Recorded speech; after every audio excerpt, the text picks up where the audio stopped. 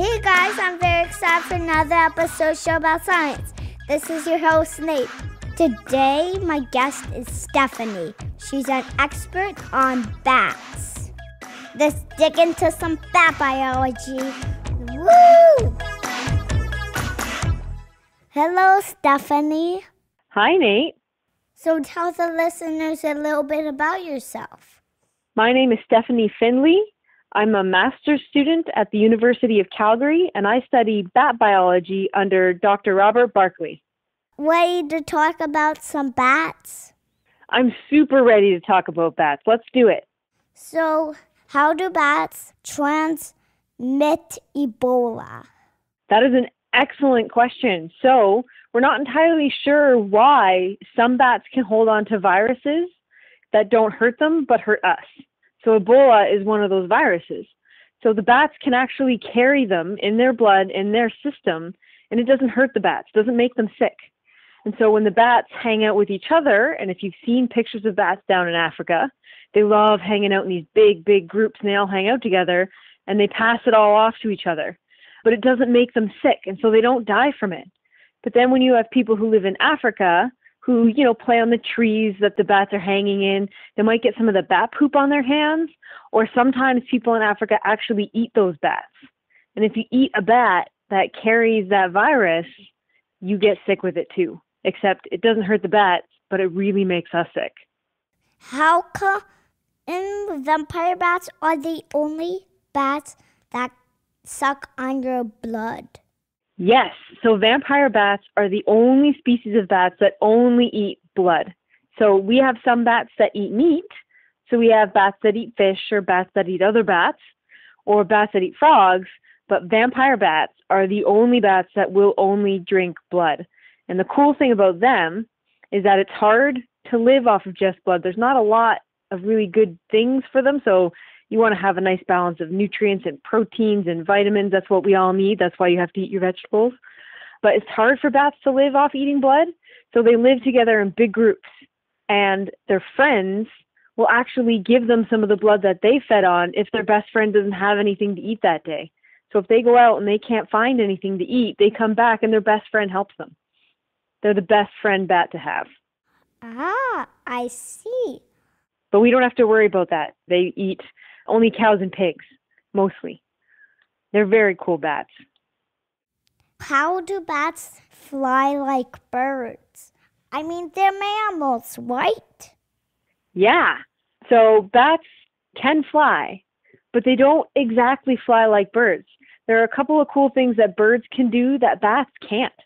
So, when you see the hawks and the eagles flying in the sky and they hold their wings straight and they don't have to flap?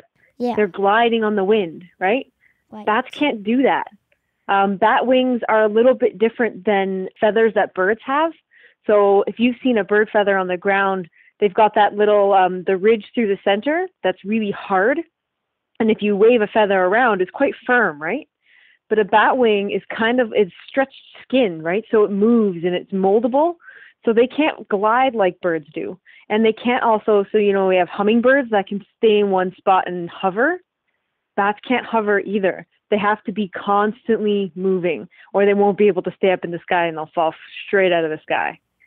How does that feel for the bats? What do you mean, falling out of the sky? Yeah.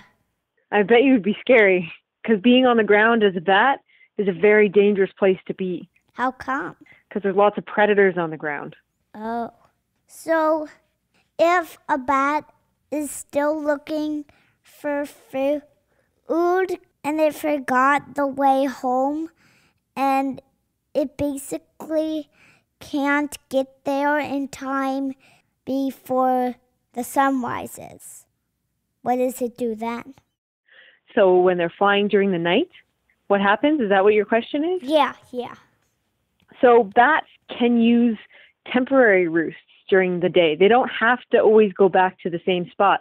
So sometimes you can find bats on the side of a house, underneath your eaves troughs, or patio furniture. So you have a table and chairs outside with an umbrella. Bats love hanging out in those umbrellas. They are very curious creatures, and so they explore everything around them. So they're always prepared in case they get stuck somewhere. They know where a good place to spend the day is. How big is the biggest bat? The biggest bat has a wingspan of almost 6 feet long. They're the Malayan flying fox, and I used to work with them. They're very cute. They're fruit bats, and if you get the chance to Google them, you should take a look at them because they're very, very, very cute. They're not like the bats we have here in Canada or in the United States. They have very big eyes, small ears. They look very much like dogs. They're just the smartest dogs, too. How did bats evolve from creatures that walked? That's a very good question. So there are various different thoughts to how this happens, and I'm not entirely sure 100% which one the current school of thought is because it changes a lot. Lots of times biologists like to argue how one came about. But there's a bat in New Zealand that kind of crawls along the ground and forages off of insects on the ground. And some biologists believe that this is how bats first came about. So back when the dinosaurs went extinct, they were probably very similar to a shrew and they were crawling along the ground. And then after a while, it became beneficial for them to grow skin between their fingers and their arms and legs. And it would let them glide like the flying squirrels or sugar gliders that you can have as a pet. And then through time, they evolved the ability to fly. So if you look up those bats in New Zealand, you can see them crawling all over the ground. That's what they think the earliest bat ancestor was like. How does the sound get back to the bats when it bounces off of the prey? So when we make loud noises, it can bounce off and we can hear it. So if we go into a cave and you yell really loud or in a canyon, you'll hear your own voice come back. So sound has energy. And if it's got lots of energy when it's sent out, it may still have enough energy to come back. So bats use a frequency of sound much higher than we use. We're at about 20 kilohertz. Bats can go as low as 30 to as high as 120 kilohertz or higher. And so it lets those calls travel very, very, very far away.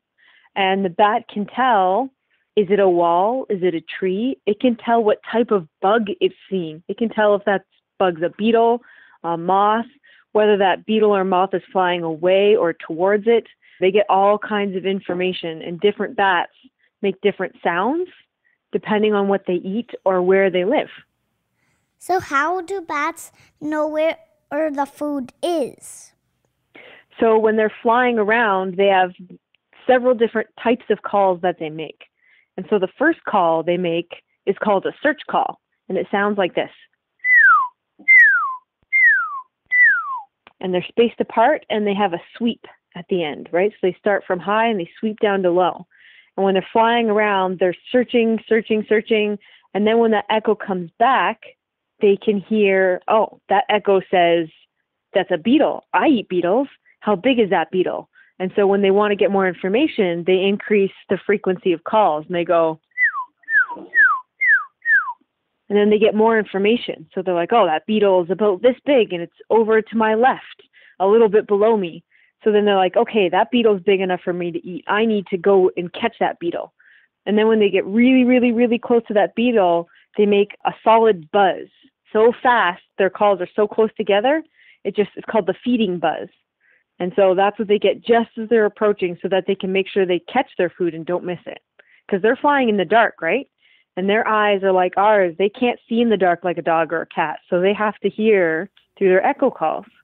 How do you know if a bat is heading towards you? How can I tell if a bat's heading towards me? If it's just me standing outside at night, unless it's just after sunset, there's no way we could see this. Our eyes aren't good enough, and we can't use echolocation. If I have some of my equipment on me, I have special equipment that lets me listen to bat calls, and it makes little clicks for me. So it makes little ticks on a machine. It'll go tick, tick, tick, tick, tick, tick, tick when a bat gets close because it can hear the echolocation calls. But what's really cool is that some insects, they've evolved the ability to hear bat calls too. So they didn't want to get eaten by bats. So they managed to evolve a way to hear the bats too.